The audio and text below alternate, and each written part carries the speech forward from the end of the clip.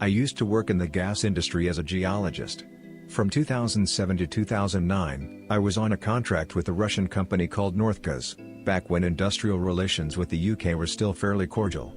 There were lots of potential gas sites in this Siberian region far up north, and I used to go around potential sites with company borehole engineers, usually in groups of 2 to 3.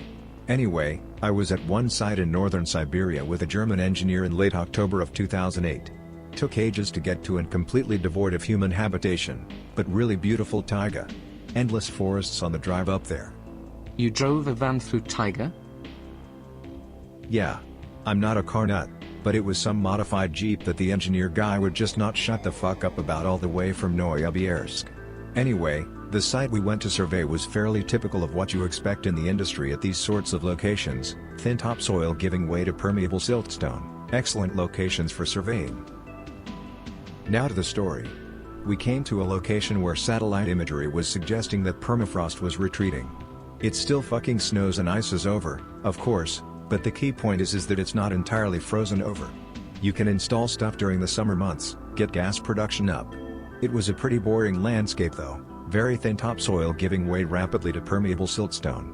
Lots of these natural holes all over the place too, permafrost plugs that had melted and left 20 to 30 meter deep holes dotted all over the place. We decided to stay a few weeks and do some test surveys. First week was completely fine, got some good locations, things progressing smoothly. By the end of that week though, things were getting a little weird. Every time I would go out with the spectrometer after that first week, I'd occasionally hear some noises from the holes. I was never near them, because while you get a lot of gas coming off these things, they're not terribly good for industrial drilling. It was faint, just on the border of hearing. I never knew how to describe those noises until a few years later when someone took me out to a jazz bar and some guy was playing a violin-like instrument that made this drone noise, like a disconcerting, makes your hair stand up. My colleague would notice this too. Disconcerting, as in this job, you're not really working together, but apart. So two of us were hearing stuff out there. We were both rational people, at the time for me, at least, so we put it down to cave noises. Laugh, forget it. About 10 days into this survey, it started happening at night. Again. Faint, but really ominous. That drone noise. We used to sleep in the back of the van we had brought, but even through those doors we heard it. Again. Stop being stupid, it's cave noises, laugh, have a few beers, go to sleep. It got worse from there. The day after, I found some slime stuff around one of the permafrost boreholes. Yeah. You get lichens and mosses around these things, not an issue, but this was like petroleum jelly, that really viscous stuff. I touched it, and immediately regretted it. It felt a lot like pork belly fat. It was warm too, which was really disturbing, considering it was -5 degrees Celsius, for you Amora fags, during the day out there.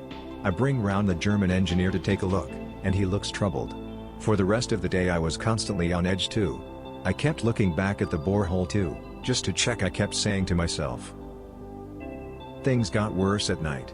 That drone noise got a lot worse, but it felt, and I know that's a shit way of putting it, like it wasn't from below, but above, on the surface.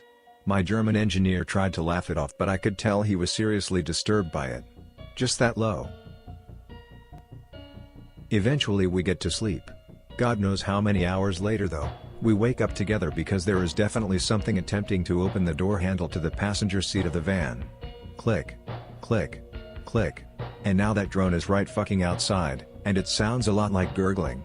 At this point we both freak the fuck out and scream like a pair of little girls. It stops. We don't sleep for the rest of the night, and it doesn't come back. Next day, as soon as we make it to 9 AM, we cautiously open the doors. The entire back door is covered in this pork fat shit. The place reeks of something rotten too. Passenger door just smeared in that stuff.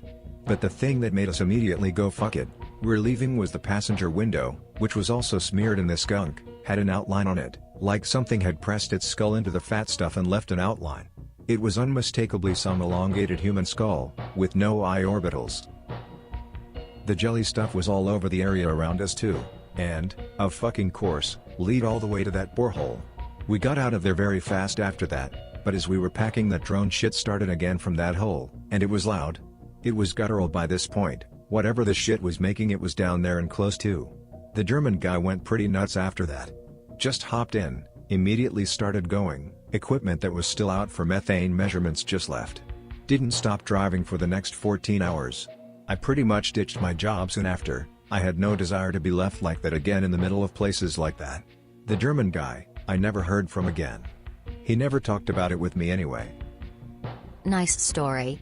Thanks for posting. Thanks, I suppose. I guess distance from that event makes it sound pretty prosaic. Spooky noises, oh, slime, oh. During that night though I was convinced I was going to die. You know how you can just know when someone or something like an animal is nice, curious or is just out to fuck you up? I knew instinctively that whatever wanted and didn't want to crack open a beer and ask us about geology, if you get my drift. Anyway, I spent a long time after I had calmed down about it, which took a few months, in fact, to think of a rational reason for this. Every time though, I kept butting up against the unexplainable. Sure, the drone could be cave noises, but the warm slime stuff? The guttural noise? Around 2012 I got a lot into reading about frozen mammoths and the worry about viruses from the taiga that they were expecting because of climate change, and at that point I went full/X/ and said fuck it, frozen monster.